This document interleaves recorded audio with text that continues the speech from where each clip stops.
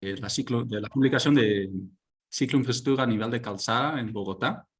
Vamos a esperar unos 2-3 minutos para que la gente pueda entrar, pero mientras tanto les introduzco mis compañeros acá en la llamada. Primero, mi coautor Daniel Pérez Rodríguez. Daniel, no sé si quisieras rápidamente comentar Volando. cuál es tu experiencia con la cicloinfraestructura en Bogotá. Ese nuevo campeón nacional de crono. En damas, Lina Hernández se quedó con el oro. Clarito, Creo que alguien tiene por ahí el micro abierto. La batalla en el hexagonal del sur. Dale, hágale, Dani. Gracias, Juan Manuel. Tomás, pues muchísimas gracias por haber gestado también este espacio. Aprovecho para saludar realmente a todo el equipo y a todas las personas que están acá, que somos una comunidad bien interesante que nos apasiona estos temas. He estado vinculado un poco como a este ejercicio desde la pasión, desde algunas cositas de experiencia y algunas, digamos, como momentos que he podido generar algunos aportes precisamente a Bogotá y a nivel nacional. Entonces, bueno, gracias. También tenemos acá a 3 revisores del texto, de los 4 en total. Tenemos el gran lujo de contar con Jen Valentino, con María Fernanda Ramírez Bernal y con Sebastián Posada García, que nos van a dar también unos comentarios sobre lo que presentamos y que nos han ayudado a mejorar sustancialmente la calidad del texto. Entonces, muchísimas gracias por su ayuda. Sin ustedes, el texto no estaría de la misma manera como está hoy en día. Bueno, nada más, arrancamos. Dani, si quieres empezar. Gracias, Tomás. Pues bueno, digamos que parte, digamos, como el ejercicio que hicimos, fue un poco como mirar tanto el proceso un poco como histórico, como esa manera, digamos, en la que poco a poco fue generándose, digamos, un cambio transformacional precisamente en la conceptualización de qué era una cicloinfraestructura, digamos, en la ciudad, de cara precisamente como al resto de escenarios que venían surtiendo a nivel nacional y a nivel, digamos, como el Globo Sur, y de qué manera eso lo íbamos materializando precisamente en la ciudad. Esta parte, digamos que la llamamos así como una especie como de viraje en el enfoque precisamente que teníamos hacia ello. Y de ahí empezamos como a ese proceso de concentrarnos en por qué surtieron todos estos procesos de mirar esa idealización del andén como parte del espacio público donde empezábamos, digamos, a implementar la cicloinfraestructura a pasar a la calzada. Entonces tenemos, digamos, como una etapa que llamaríamos como esa, digamos, como de gestación. Fue previo precisamente al 2014, desde 1998 más o menos, con la consecución un poco del diseño inicial del Plan Maestro de Ciclorrutas, que no se implementó realmente, sino que fue un modelo, digamos, como conceptual de la ciudad, y en donde vinieron unos procesos de transformación bien interesantes. Pues se llevó a cabo, digamos, como ese proceso de implementar precisamente cicloinfraestructura de ciertas características, en donde precisamente ya para un corte del 2014, que fue ya un punto, digamos, como de cambio, precisamente como ese viraje, contábamos con 376 kilómetros, pero de los cuales realmente más de la mitad, del 62%, precisamente estaba bajo unas condiciones de conceptualización que fueron muy tímidas, realmente de llevar la cicloinfraestructura primero a aquellas obras que eran de, por ejemplo, digamos, construcción de residencias, precisamente construcción de proyectos de infraestructura bajo, obviamente, el POT anterior, que tenía como ese perfilamiento de perfiles viales bastante rígidos, y en donde precisamente el tema de la calzada vehicular solamente se veía para vehículos motorizados y era muy escaso. Tenemos ejemplo ahí, más o menos, ustedes ven la ciclorruta de Fontibón, la ciclorruta de Santa Fe, que es la de la calle 24. Generalmente esos eran los pocos ejemplos que podríamos llegar a tener en calzada, que era solamente el 2%, y viene después ese periodo un poco, digamos, como de seducción, de ver cómo generábamos como esa apuesta y esa marcha, digamos, en transformar el espacio público para la movilidad y ver cómo la cicloinfraestructura la acondicionábamos a esos términos. Y para un corte de diciembre del 2021, con más o menos 430 kilómetros de red de cicloinfraestructura, sin contar las intersecciones viales, tenemos que ahí sí había ya un proceso, digamos, de transformación que se veía precisamente en estas cifras, en que más allá de la tercera parte de la cicloinfraestructura estaba a nivel de calzada, y alrededor del 50 pues ya estaba, digamos que a nivel de ciclobanda sobre andén. Entonces, esto era algo bastante interesante que podríamos resaltar. No sé ahí, Tomás, si quisieras, digamos, cómo complementarlo en esta parte. Sí, sí, entonces básicamente podemos concluir que casi toda la cicloinfraestructura hecha después de 2014 fue a nivel de calzada. Y acá pueden ver en el mapa a la derecha las líneas en azul, son las nuevas ciclorutas que se hicieron a nivel de calzada. Y como pueden ver, en muchos casos tejieron como huecos existentes en la red donde no había ciclovías, donde no había buenas conexiones, y esas sí se hicieron con las ciclovías a nivel de calzada. Un buen ejemplo es la carrera 50, que fue una de las primeras a nivel de calzada, que realmente hace una conexión muy importante. En los siguientes años han hecho muchísimo más, sobre todo en el borde oriental de la ciudad, pero también, como pueden ver, se distribuye en toda la ciudad. No hay una clara preferencia por un lado de la ciudad.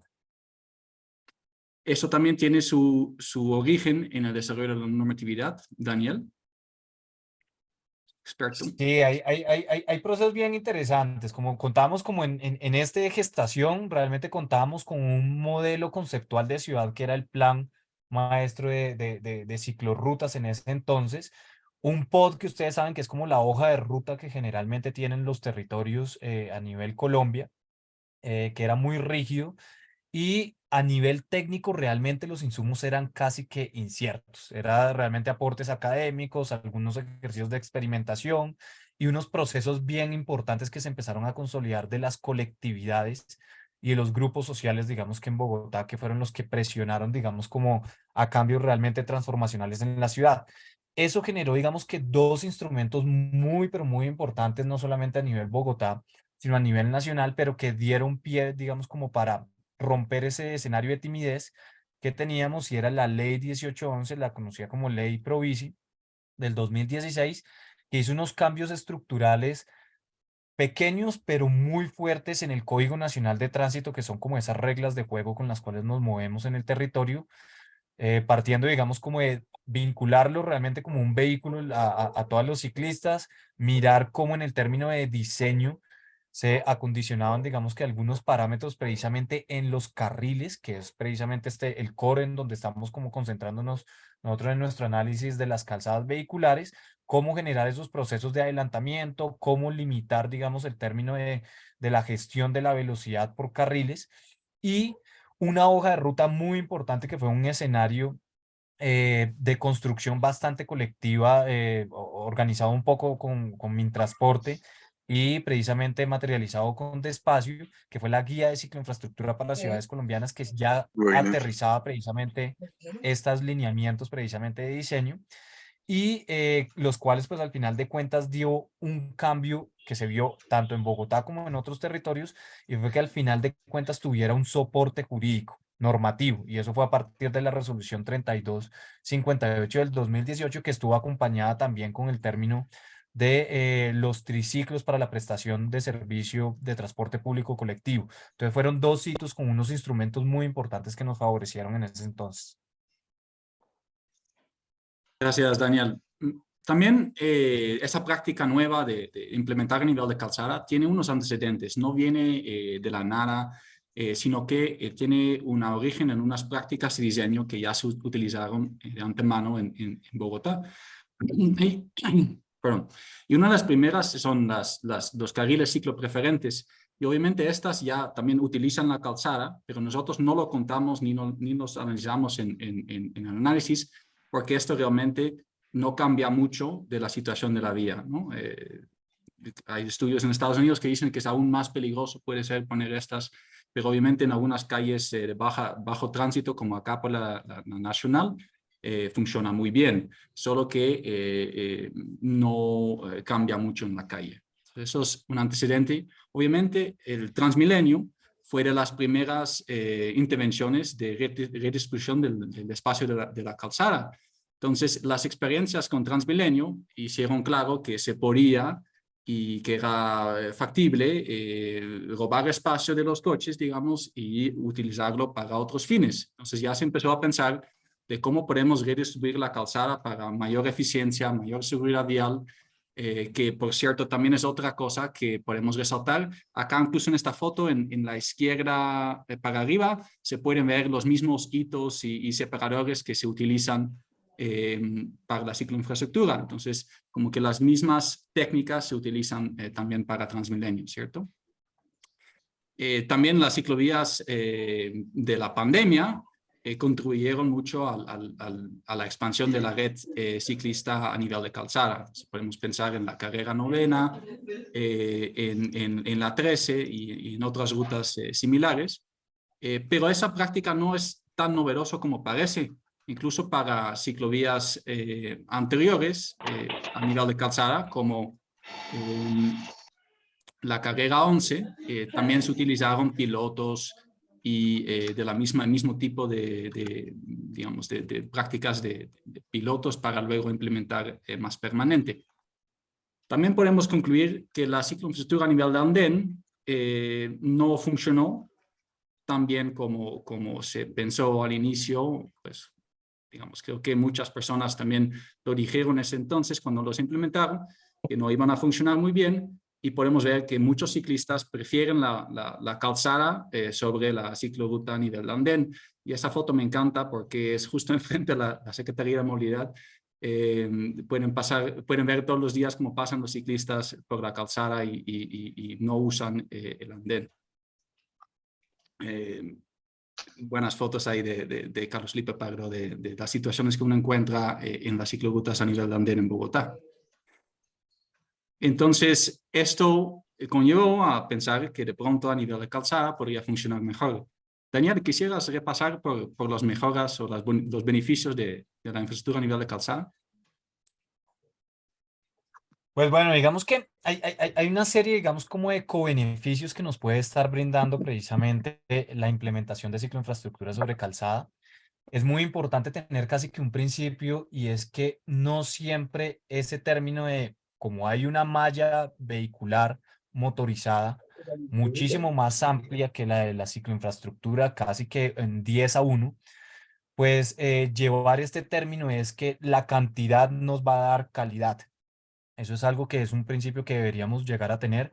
Muchas veces digamos que la cantidad pues no siempre refleja eso y esa extensión debe garantizarse más que todo sobre los principios precisamente que da la guía de cicloinfraestructura, como los términos de comodidad, de atractividad, de directividad, de seguridad eh, y de coherencia. Y en este sentido, digamos que al tener ya un espacio que está consolidado, que tiene unas condiciones precisamente para garantizar términos de seguridad vial, de flujos vehiculares a través de tránsito, que ya está garantizado precisamente con sus reservas viales, el ancho disponible que vamos a tener, que es el recurso más escaso que podemos considerar, digamos, en un territorio, que es el suelo, pues ya lo tenemos garantizado. Hay que hacer una redistribución y esto precisamente en Bogotá tuvo una fuerza muy importante ahora con el nuevo POT, que se habla ya del espacio vial como aquel paramento digamos que de unidades o de predios privados, pero son franjas precisamente de espacio público por donde puede transitar cualquier persona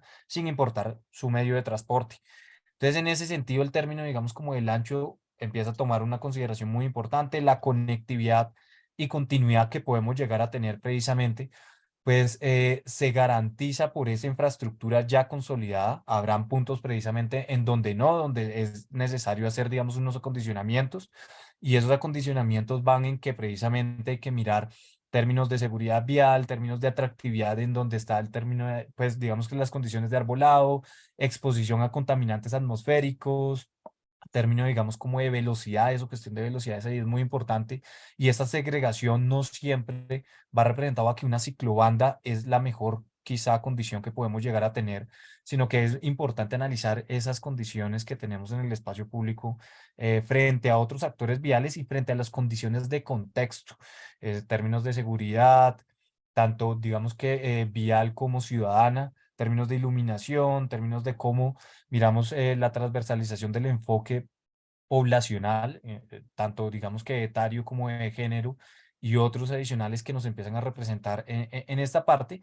Y todo esto, al final de cuentas, en los procesos de implementación y de seguimiento nos generan, digamos, unos menores costes y un menor capital, digamos, como institucional que se volque precisamente, digamos, como a estos procesos de desarrollo.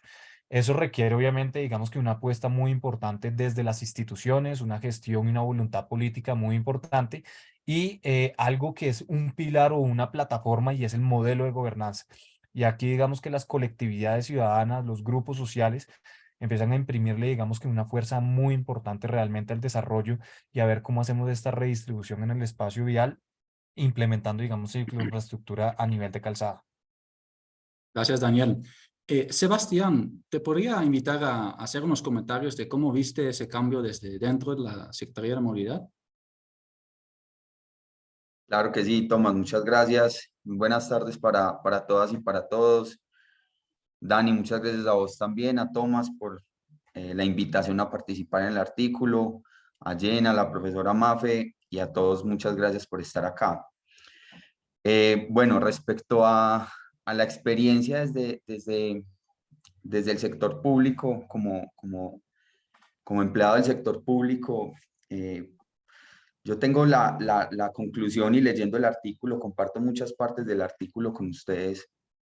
Y ahorita lo que nos decía Dani respecto al tema de la gobernanza, creo que lo que pasó en Bogotá con las ciclovías temporales, pues nos dio unas pistas de que pues intervenciones a nivel de calzada, la redistribución sí era posible. Y es posible. Sin embargo, retomando lo que dice Dani, el tema de gobernanza fue bien complejo, porque si bien las instituciones nos logramos articular para generar la redistribución, pues digamos que por lo menos en el tema de las ciclovías en calzada, en tiempo de COVID, no hubo un involucramiento muy grande de la comunidad. Entonces digamos que hay una oportunidad de mejora grande. Y pues eso nos costó que alguna cicloinfraestructura en calzada pues en tiempo de COVID desapareciera.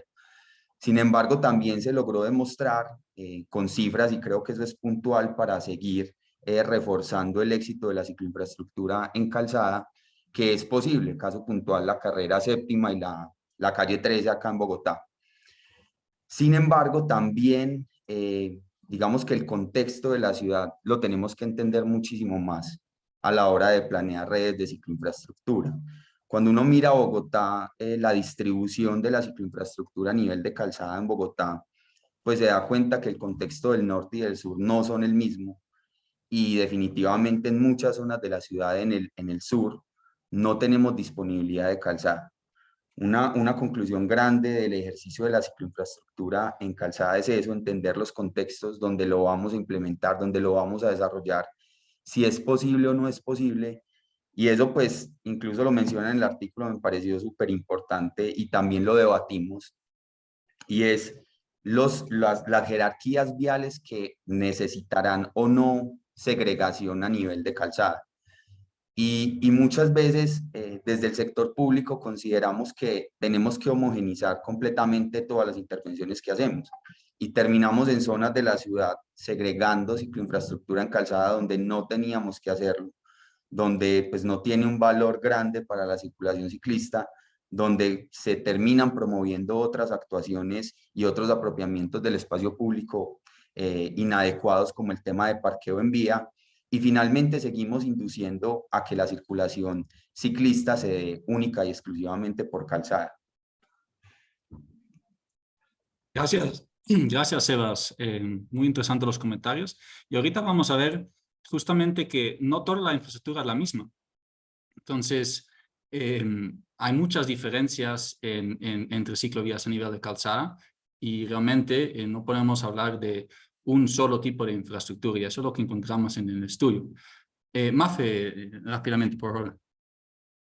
Ahí hay una cosa importante, Tomás, y es que precisamente esa infraestructura que se empezó a incluir a nivel de calzada, la percepción de muchos usuarios era de improvisación, porque simplemente se dijo un carril más y llámese a bicicleta y listo. Digamos que ahí hay dos puntos importantes, que es uno, gestión de la demanda, dar mayor oferta de infraestructura para los ciclistas, menos oferta para los de los carros, entonces ahí se empieza a negociar esa demanda, te doy más para que lo uses más y te doy menos al otro para que lo uses menos, entonces eso es un punto importante.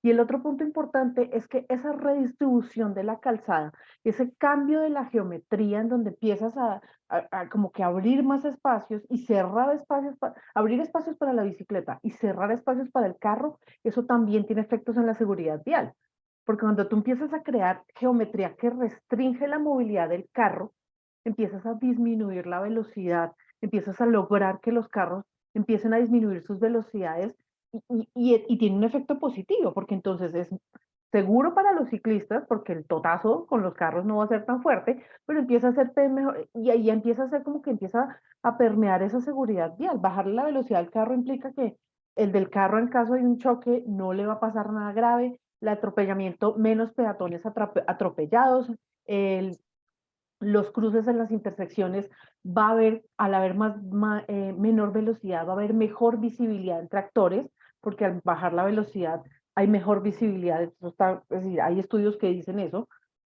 Moverse a velocidades más bajitas te permite ver mejor tu entorno. Entonces, digamos que uno de los efectos por allá en el fondo de hacer esa redistribución de la calzada es gestionar la demanda y mejorar la seguridad vial. Así Y yo es, sí. creo que por ahí también, ese fue una parte, es decir, lo mío es la seguridad vial, y yo creo que por ahí este documento le pegó muy bien por ahí a esas explicaciones y a estas justificaciones.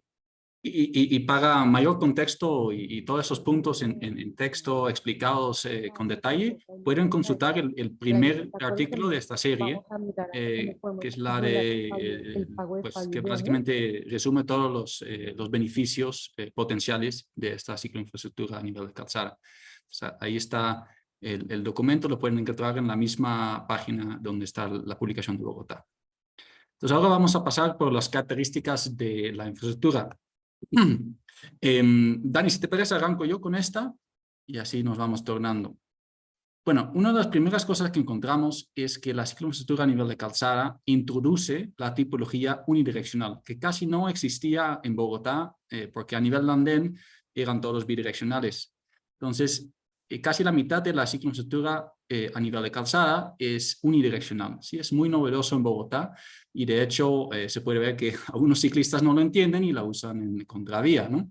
Hay diferentes tipos de cicloinfraestructura a nivel, unidireccional. Hay algunos que son de ambos costados de una sola vía, otros son par vial, incluso hay unos que funcionan a contraflujo. ¿Sí? Entonces hay diferentes formas, diferentes tipologías, dependiendo de la vía, dependiendo del contexto.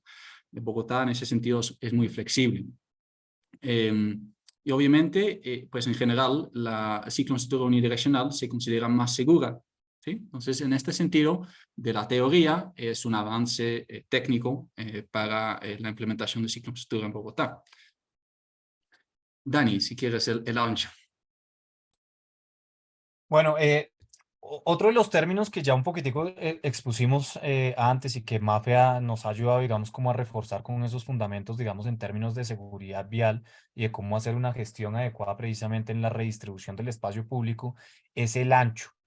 Muchas veces, digamos que las cosas que evidenciamos es que precisamente habían unos anchos que eran como los remanentes a darle los carriles, los anchos adecuados a los carriles a los vehículos motorizados. Y eso, digamos que condicionó a que haya una fracción precisamente de infraestructura que ya en este momento es mínima, en la que no se cumplen, digamos que los anchos mínimos que se definen en la guía de cicloinfraestructura. Sin embargo, sí detectamos y descubrimos un poco con la información que tenemos de la red, y es que en términos, digamos, como unidireccionales, se cumple con el mínimo en una muy buena porción, alrededor del 60%. Y el resto, digamos que ese remanente que dio precisamente en la redistribución de ese espacio vehicular, logró dar, digamos que anchos que superan y que cumplen con las expectativas más allá, digamos, como de las condiciones mínimas que define la guía de cicloinfraestructura. Esto da, digamos que condiciones bien importantes por dos factores y creo que los dio MAFE. Uno, y es que cuando ese remanente se logró achicar al máximo, se optimizó al máximo, los carriles para los vehículos motorizados pues tienen menos ancho y eso hace que la velocidad, digamos que de una u otra manera se disminuya. ¿Sí? y el remanente obviamente pues se optimice, digamos que al máximo que se puede dar, sin contar con adecuaciones pues adicionales. Es decir, acá es tomando el perfil que estaba y la condición que digamos que se involucró a partir de ese proceso de implementación. Y acá lo, perdona, acá lo podemos ver en más detalle. Lo hemos como contrastado el ancho, la dirección de la infraestructura y los procesos de redistribución vial. Como dice Dani, en algunos casos la cicloinfraestructura se hizo cambiando el espacio vial.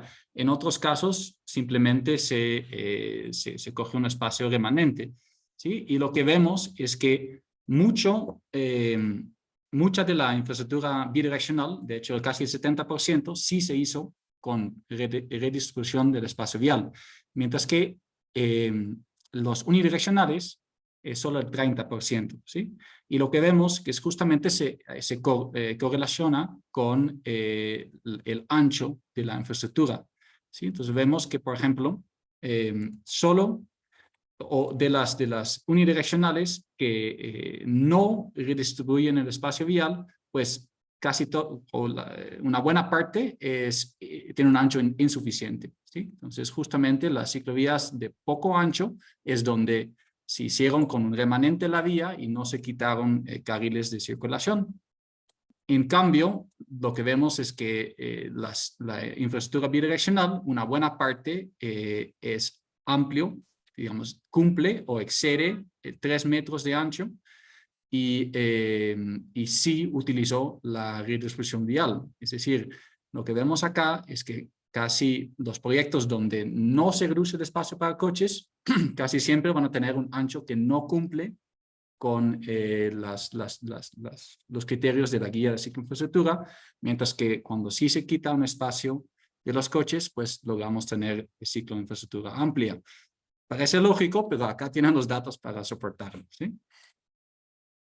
Daniel, si quisieras aclarar sobre el costado de la vía. Bueno, de ese ejercicio hay algo, digamos, que nos pareció bastante como representativo precisamente con las cifras. Hay conceptualizaciones o la manera en la que uno percibe cierto tipo de cicloinfraestructura y aquí empiezan a abrirse una cantidad de debates. Esto creo que nos da también, de hecho, para otro tipo de espacios bien interesantes porque no hay nada 100% escrito a una manera, digamos, como correcta o la mayor, digamos, como en la que podamos optimizar precisamente esta adecuación en el costado.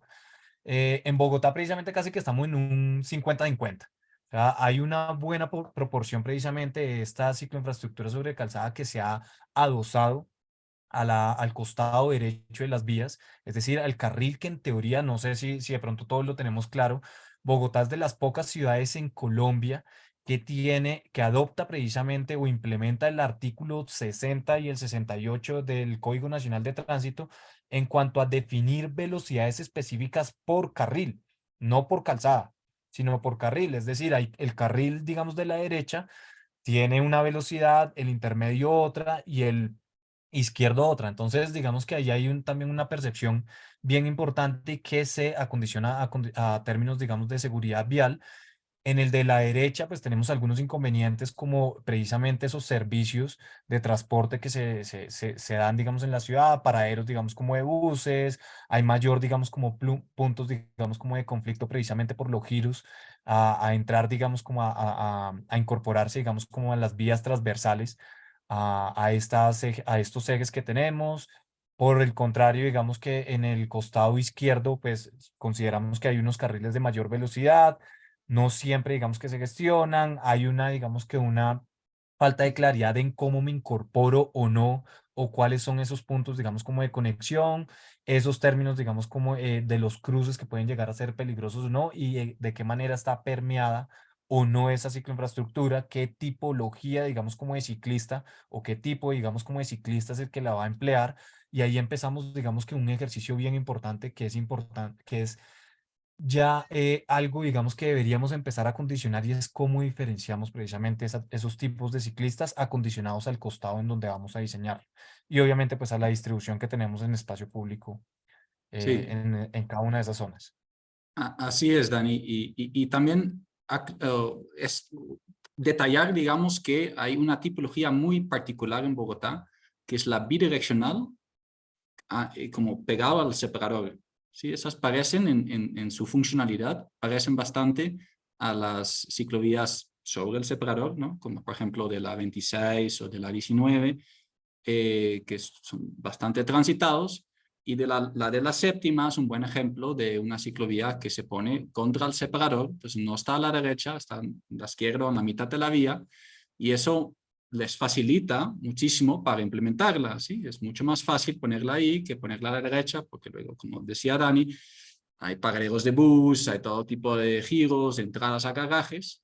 A la izquierda no tenemos esos problemas, pero hay otros problemas, ¿sí? Entonces, uno de los grandes problemas es la permeabilidad, ¿sí? Estando ya en la mitad de la vía, es muy difícil salir o entrar de ella, y también en los cruces puede ser más peligroso en esos puntos. ¿Sí? Entonces, es una tipología muy particular que se usa en Bogotá y es algo que vale la pena tener en cuenta, que también tiene desventajas, ¿cierto?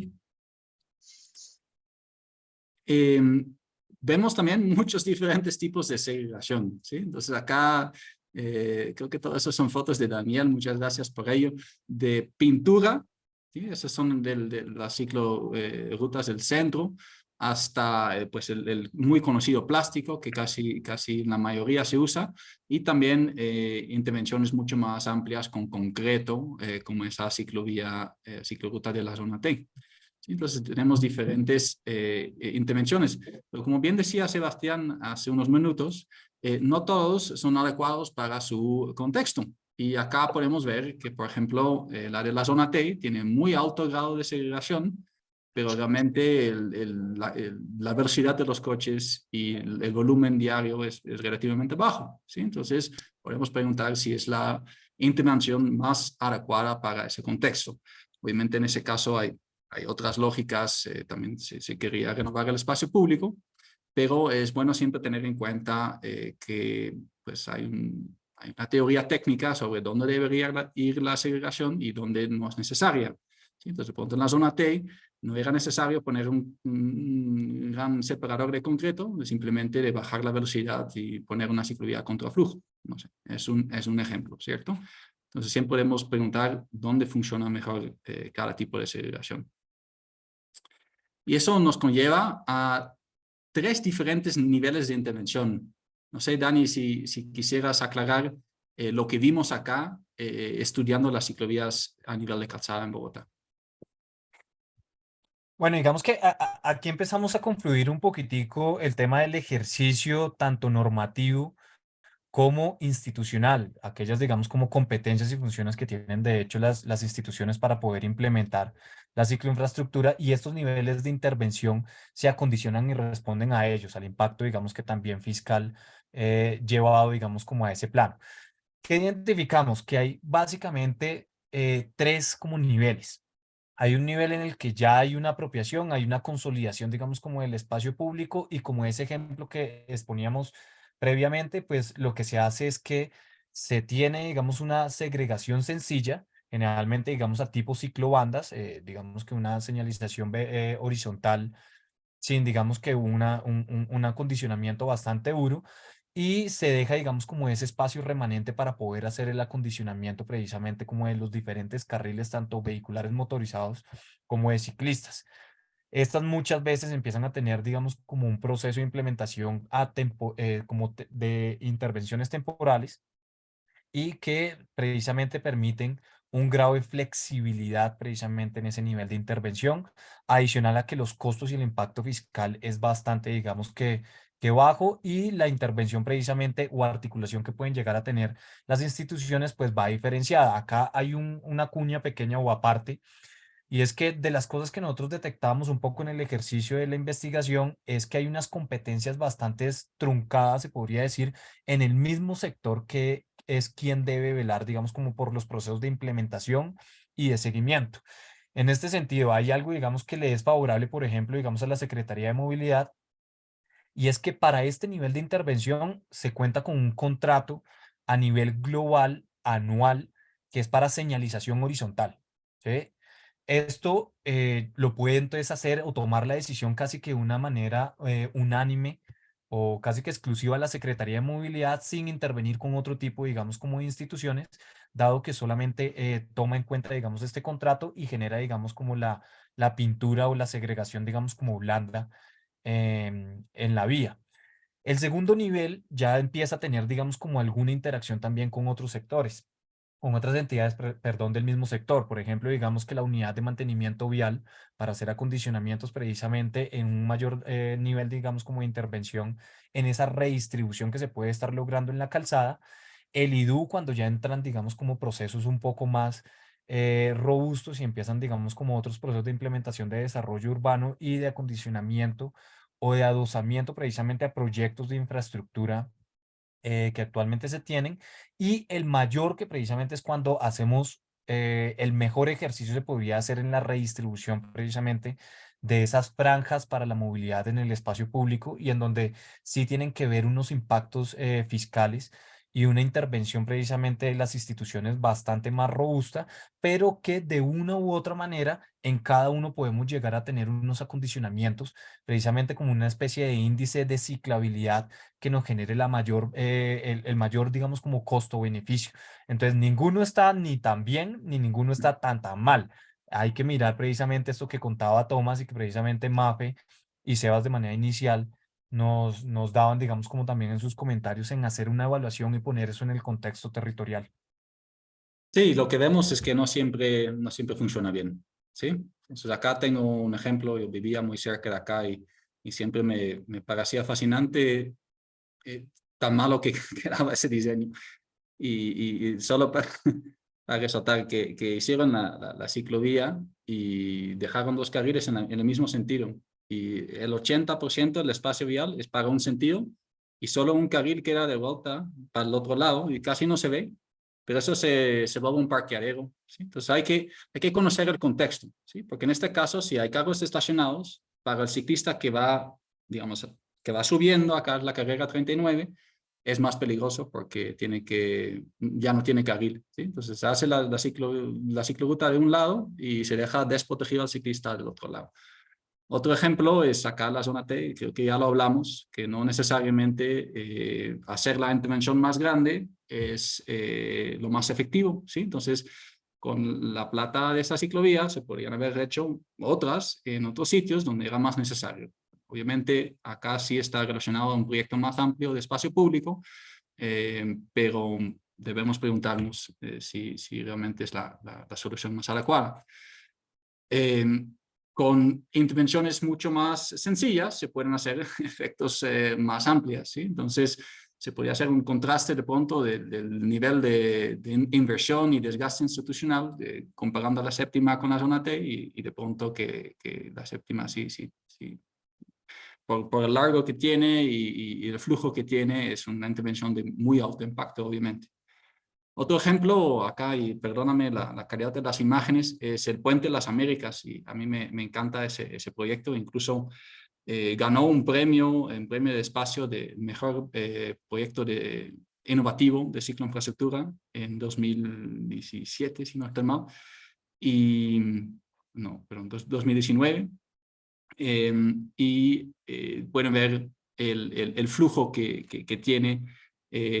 Incluso hay tanta gente usándolo que la gente también sigue usando la calzada. Y esto es una cicloruta que no cumple estándares. Es demasiado chiquito. ¿Sabe? Tiene 2 metros y para ese gigantesco flujo que puede tener en las mañanas y en las tardes, pero el impacto es muy, muy alto, ¿sí? Entonces también decir que no siempre hay que cumplir todo en todo lado. Si se pueden hacer intervenciones que ayudan al ciclista, sobre todo en esos puntos de alta siniestralidad, como las Américas con 68, si no estoy mal, eso es más importante que cumplir criterios, ¿sí?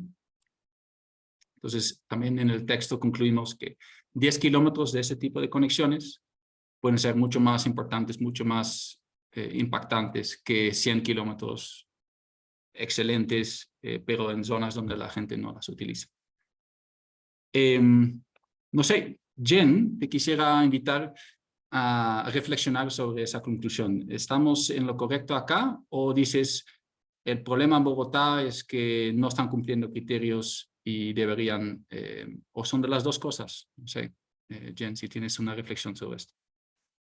Hola, bueno, muy buenas tardes a todos y a todas por estar aquí, por acompañarnos. Gracias por la invitación. A todos los que están aquí, Mafe, Tomás, Dani y Sebas. Y pues a todos los que nos están acompañando. Con respecto a esto, bueno, yo sí creería que el artículo deja unas muy buenas reflexiones sobre lo que está ocurriendo en Bogotá respecto a este tema, del tipo de infraestructura, si es bidireccional, si es unidireccional, si está al costado derecho, izquierdo. Y creo que también pues dar como a veces unos criterios totalmente generales es un poco complejo, ¿no? Ya vimos pues que cada sector urbano tiene unas complejidades, unas dinámicas urbanas, unos equipamientos que confluyen ante él. Entonces siempre como está fluctuando y cambiando, y por eso yo creo que se evidencia como la par de ser bidireccional o unidireccional, como que en los porcentajes se puede evidenciar eso. Una de las cosas que estaba viendo, bueno, es que no solo las ciclorrutas se han hecho dejando espacios remanentes de vehículos, que eso es un trabajo pues que ha venido haciendo mucha movilidad con temas de señalización y marcación, sino que pues también hay muchos proyectos de infraestructura, como lo hemos venido viendo en los ejemplos y en las fotografías, donde se coge absolutamente todo un perfil vial y se lo reestructura. Y creo que ha sido, por ejemplo, desde de parte de un poco de la administración, un poco desde el Instituto de Desarrollo Urbano, de lo que estuve también ahí presente en ese sentido, es que cuando se hacen estas intervenciones de paramento a paramento, pues uno tiene la opción de reconfigurar absolutamente todo, ¿sí? Donde obviamente la prioridad la va a tener el peatón. Y pues obedece también a unos criterios y a unos diseños que pues un contratista externo, uno dentro de IDU básicamente lo que uno hace es plantear un perfil de proyecto, una prefactibilidad, hasta incluso factibilidad. Se dejan algunas recomendaciones y las recomendaciones siempre han sido pues con el manual de ciclo infraestructura. Igual ya a la hora de hacer los diseños también obedece pues a unos contratistas externos que tienen que generar supervisiones de contrato dentro de la entidad. Pero claro, las dinámicas pues funcionan diferentes. Ahora, por ejemplo, los ejemplos y los tipos de segregación que tú muestras aquí, pues también obedecen como a esas dinámicas urbanas. De acuerdo contigo, por ejemplo, que la segregación tal vez de zona rosa debió ser un poco menos robusta, porque pues ya había una pacificación vial, por ejemplo, y eso es una muy buena análisis y recomendación, ¿sí? Y, por ejemplo, ahora, lo que tú hablabas de las ciclorrutas en el sentido, o sea, hay unas que sí están adosadas a los separadores centrales, otras a los costados, sea derecho o izquierdo. Creo que también ha ido fluctuando dependiendo de esos escenarios, de cómo se hace esa movilidad y esa dinámica urbana, ¿no? Entonces, por ejemplo, una de las características que yo vi muchísimo y lo que veo en Bogotá es que, por ejemplo, las ciclorrutas que están adosadas a los separadores centrales, algunas tienen muchas intersecciones. Entonces, eso de alguna u otra manera también ha permitido al ciclista solo pasar al otro lado cuando haya una intersección y un paso pues semafórico, ¿no? Sin embargo, eso, por ejemplo, no ha permitido que interactúe el ciclista con otras actividades que hay en el entorno urbano. Entonces, cada uno tiene sus pros y sus contras y creo pues que Bogotá ha sido un ejemplo de un poco de experimentación, pero ha sido muy interesante porque creo que ahorita el ejemplo que tú mostraste en las Américas, que no cumple con un ancho y una normatividad dada pues por ejemplo en el manual de ciclo infraestructura, pero el impacto es tan grande que yo creo que haciendo esos pequeños ejercicios y estos tipos de experimentaciones también que se han venido haciendo a lo largo de los años y aumentando la cicloinfraestructura sobre calzada, creo que hace que se empiece a cambiar también el chip en la ciudad. Entonces, tal vez ahorita la ciclorruta de aquí de las Américas es muy angosta, pero eso va también haciendo que los ciudadanos que se mueven en carro pues sí, que transporte motorizado, vayan empezando a ver también cómo la bicicleta está ganando espacio y se está también apoderando de la ciudad, y que más adelante este ancho pues ya es un ancho mínimo, perdón, es un ancho pues que no cumple con la norma, pero posiblemente se pueda ya quitar, por ejemplo, un carril de carros en un futuro, ¿sí? En un mediano o en un largo plazo. Y eso pues es como esos ejercicios de experimentación creo que dan pie a eso, ¿no? A que se vaya apoderando más la bicicleta en la ciudad, y a generar como estos cambios en la mentalidad también de los ciudadanos, y no solo pues también un tema de voluntad política, que creo pues que es importante también empezar como en ese cambio de pensamiento y ver cómo esto va a permitir en un futuro generar mucha más cicloinfraestructura con anchos mucho más cómodos, con segregaciones pues mucho más adecuadas. Entonces creo que pues es un ejercicio interesante, y creo que también hay un reto ahí entre todas las entidades, ¿no? Movilidad tiene su función, Instituto de Desarrollo su función, Unidad de Mantenimiento Vial su otra función, incluso Acueducto también con sus ciclorrutas sobre humedales. Pero entonces ahí creo que hay un reto también de sinergia entre esas entidades del Estado distritales. Excelente, Jen. Muchísimas gracias por esos comentarios y justamente yo creo que pusiste el énfasis en lo mismo que yo resaltaría de Bogotá, que es mucha experimentación. En este momento estoy investigando, acá estoy haciendo un doctorado en cicloinfraestructura en la Ciudad de México. Y acá en la Ciudad de México todas las ciclovías son iguales. Todas son las mismas. Todos son un sentido, todos a la derecha, y acá están muy aferrados a que todo tiene que ser así.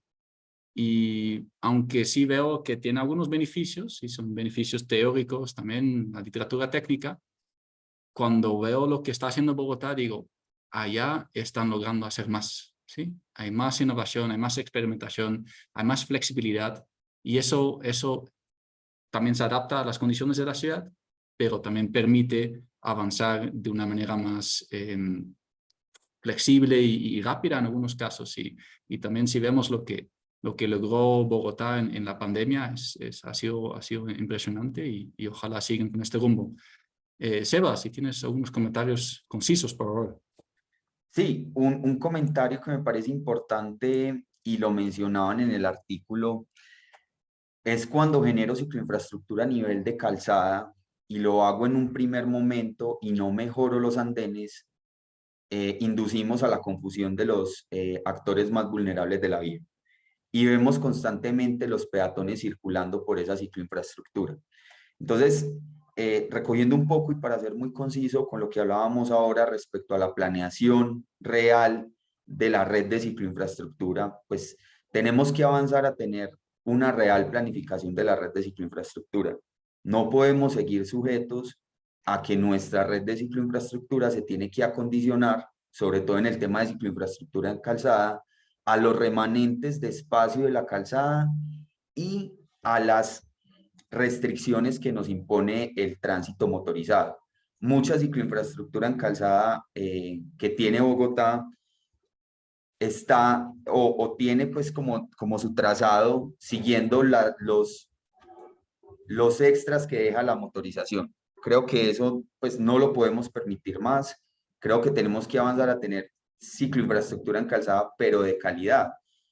Haciendo un comparativo rápido de la siniestralidad en el corredor de la carrera séptima con siniestros fatales de ciclistas, pues no hay un cambio muy significativo.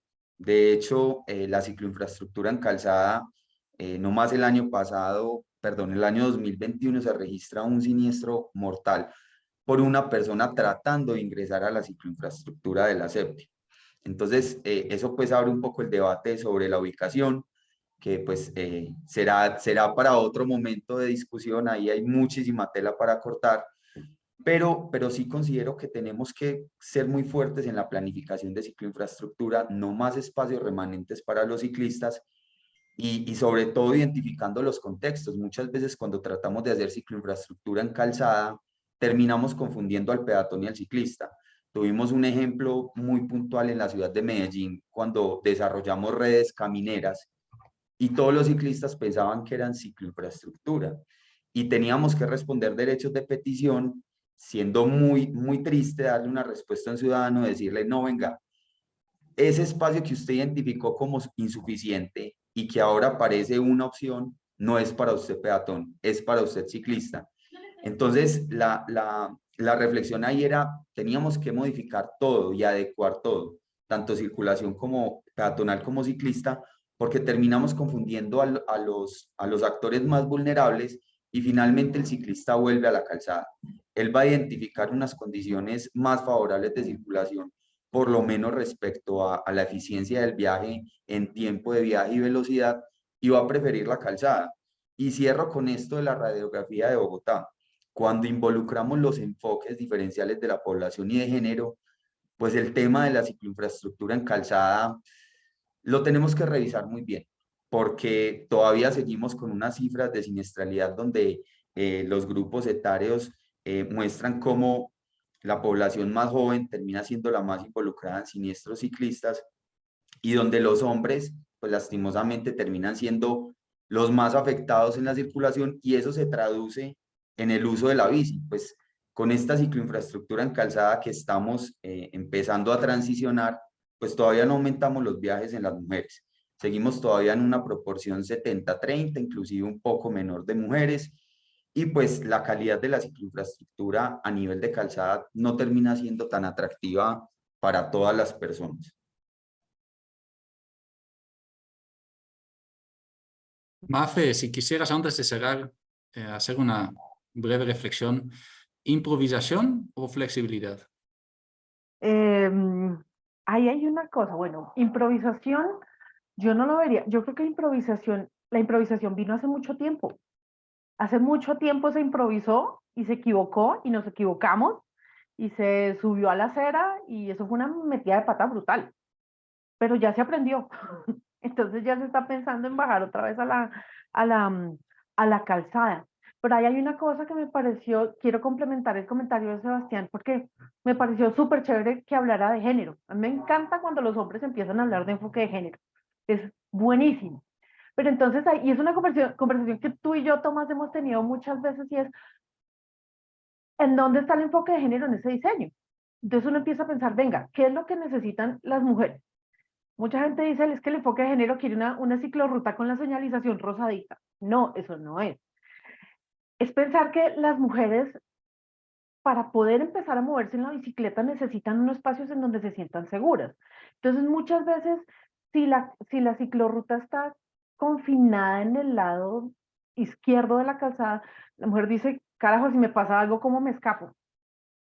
Las mujeres, de pronto muchas mujeres que desarrollan actividades de cuidado son viajes más cortos y tienen que detenerse más a menudo, entonces necesitan esas intersecciones más continuas, más seguidas. Entonces, para una mujer de pronto es mejor, una mujer que esté comenzando a montar en bicicleta, que haga viajes más cortitos, a la derecha es más sencilla. Una geometría de pronto, una ciclorruta muy ancha, pues es buenísima, es súper chévere, pero una mamá que vaya con su hijo en la sillita de atrás no quiere ir rapidísimo, quiere ir tranquila, quiere estar pendiente de poder comprar el mercado, de comprar que el niño, la niña quiere mirar algo. Entonces, ese es el enfoque de género y me parece súper chévere que en esa experimentación que tú dices, Tomás, en eso en Bogotá también está empezando a rasguñar eso. ¿Cuáles son las necesidades? O sea, no queremos que el ciclista vaya siempre, sea el viaje más eficiente, sino el más adecuado, porque hay que entender que hay diferentes tipos de ciclistas, o sea, está Tomás y está Dani, pero también estoy yo. Entonces, y están las mamás y los papás que están llevando a sus niños y los que están aprendiendo apenas a montar en bicicleta. Entonces, hay que mirar, y eso también lo dice la guía, y ustedes hacen ese análisis también en uno de los últimos capítulos, y es, hay que recordar que no todos son Nairo, no todos son Rigoberto, no todas somos Mariana Pajón, sino que pues hay que mirar que hay de todo tipo de perfiles del usuario. Muchísimas gracias, Mafe. Sí, la elusiva, la muy buscada ciclorruta con enfoque de género es, es un unicornio, ¿no? Con eso, perdona, Juan Manuel, te puse en mudo, pero si quieres, rápidamente. No tengo cómo hacer la mano. Bueno, ¿me puede dar un segundo? Un segundito. Bueno, mi nombre es Juan Manuel Suárez, ingeniero en transportes y vías con muchos años de experiencia aquí en Bogotá. A mí lo que me preocupa de esto que estamos hablando de la cicloinfraestructura es la cultura del mantenimiento, que no la tenemos en Colombia. Y le voy a poner un caso específico, Tomás. La carrera 24 al norte de la calle 80, en invierno es un chorro charco. Toda la ciclovía, que es segregada. Y así hay muchos casos. Y ya cuando los ciclistas tienen que compartir muchas veces la vía pública, la cantidad de huecos que hay en nuestra ciudad y que no tienen doliente es terrible. Yo no sé cómo no atacamos eso tanto para ciclistas como para motociclistas. Pero fundamentalmente quiero saber si hay se conoce de alguna entidad directamente responsable de las ciclorrutas en Bogotá. ¿Por qué no se ve mantenimiento permanente? No hay aseo, no hay limpieza, no hay coordinación con el acueducto para evitar esos charcos tan frecuentes en invierno. Esa es mi inquietud, Tomás. Muchas gracias. Gracias, Juan Manuel. Y es un tema que yo también doy cuenta de eso, es muy frustrante, con infraestructura nueva y que está bien pintada y luego está todavía el hueco que estaba ahí hace 10 años. ¿Sí? O que siguen con los mismos topes de los coches, no los quitan, ¿sí? Entonces dejan la vía como está y simplemente señalizan.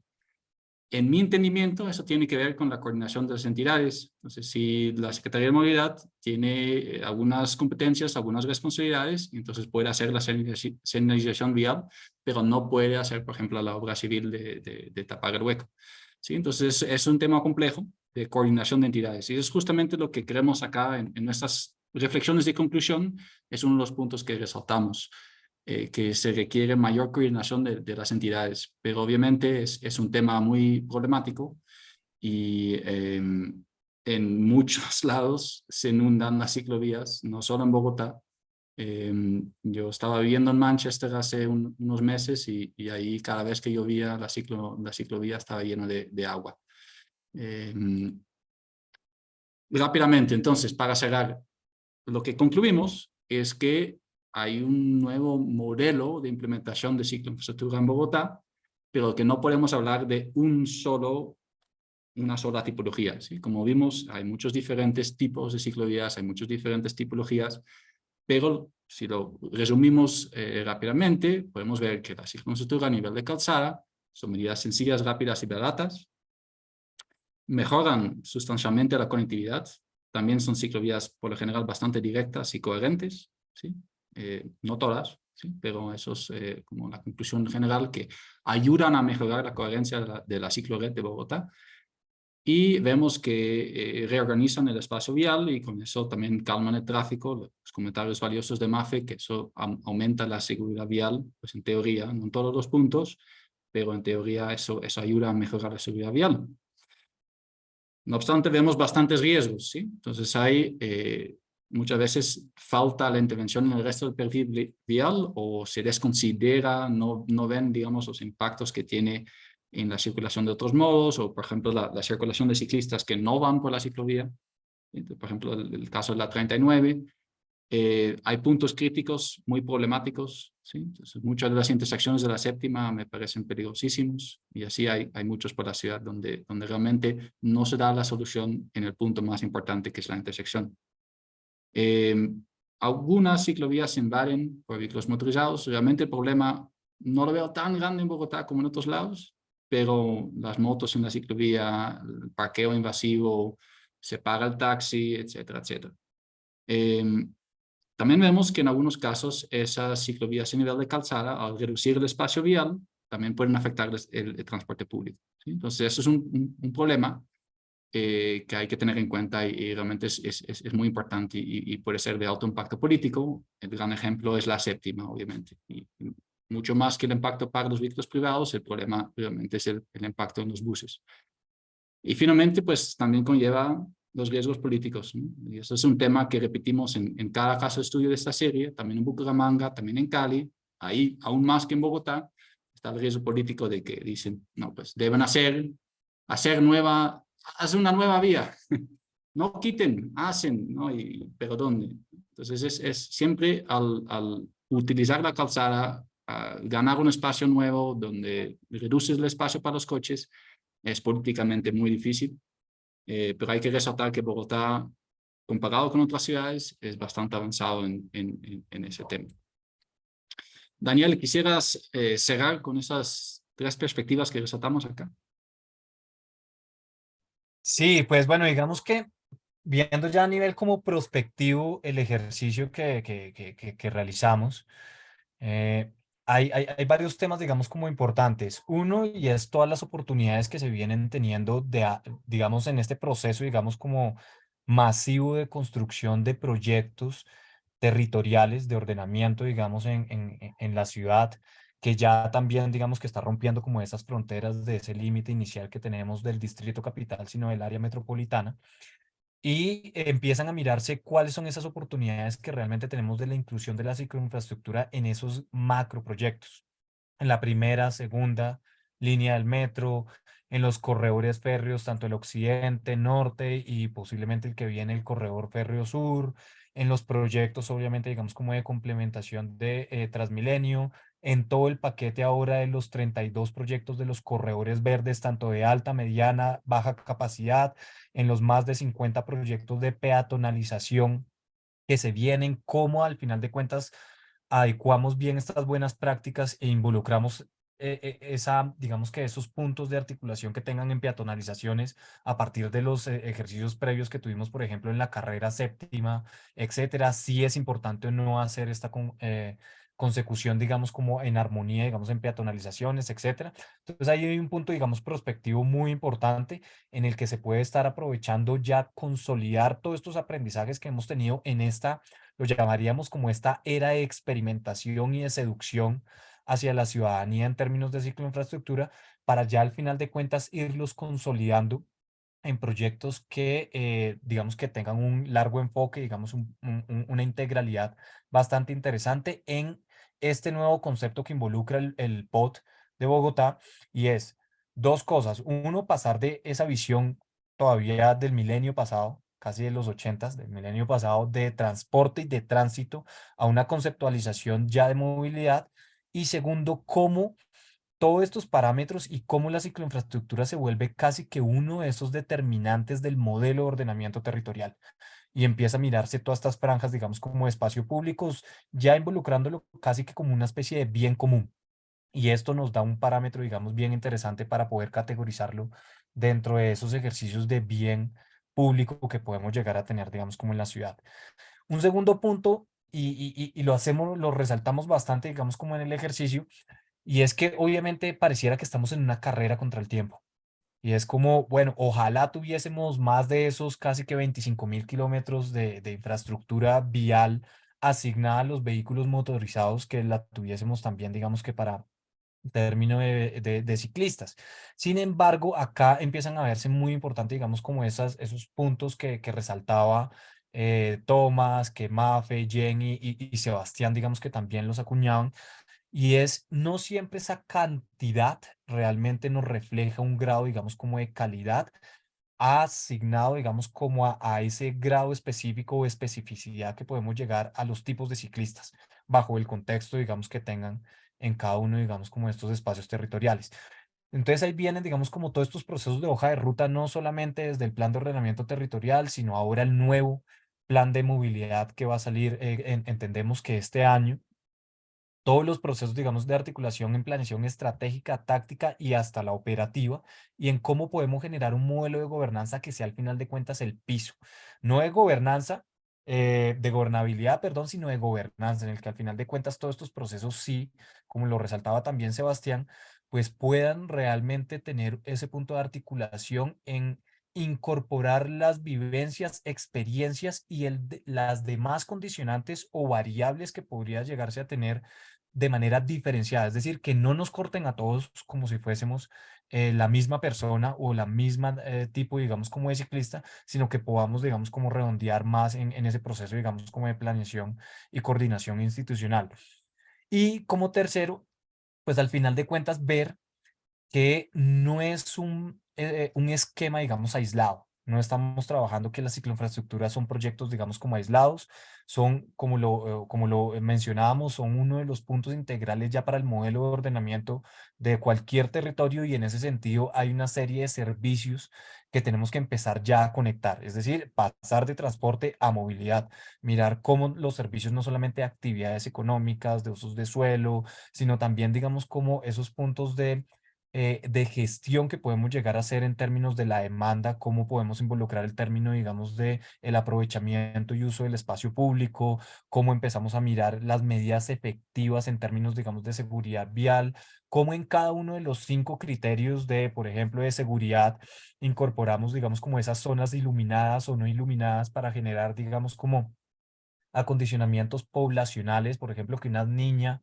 en ese tipo de espacios pues se logre sentir, digamos, como segura, no solamente en términos de seguridad vial, sino digamos que ciudadana, dónde están esos puntos de directividad que al final de cuentas genera un espacio, digamos, que no siempre refleje tiempos, como si fuese infraestructura, vamos a velocidades y a tiempos, sino que realmente podamos estar acondicionando toda esta serie, digamos, como de parámetros y los demás servicios, digamos, como conexos de la ciudad. Entonces son 2 grandes bloques, digamos, como prospectivos que los dejamos plasmados y que nos gustaría también pues irlos como un poco refinando y acondicionando al análisis que podamos llegar a tener de aquí en adelante en el que pensaríamos nosotros, y me corriges Tomás, ¿cómo lo ves? Ya entraríamos como en una nueva era y es realmente empezar a consolidar toda esta serie de experiencias, de aprendizajes, de buenas prácticas, de malas prácticas y mirar cuáles son estas hojas de ruta ya con unas visiones de planeación prospectiva y estratégica más a largo tiempo y que podamos llegar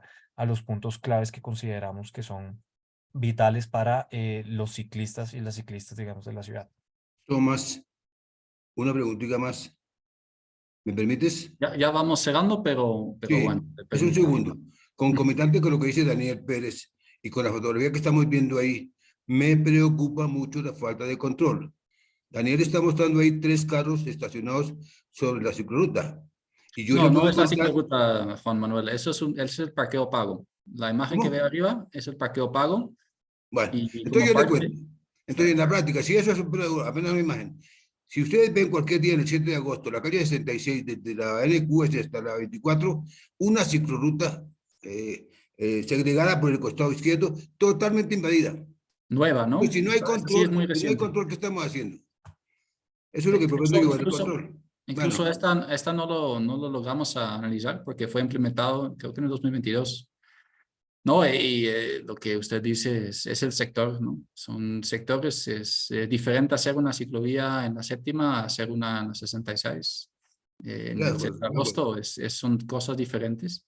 Y obviamente lo que se necesita, en mi opinión, debe haber muchísimo más control del parqueo en vía, pero lo que vemos acá, el parqueo pago, es una de las iniciativas que está tomando la localidad de Bogotá para, pues, de verdad alinearse con lo que hace el resto del mundo, que es que para dejar el coche en la vía en una zona concurrida, pues hay que pagar.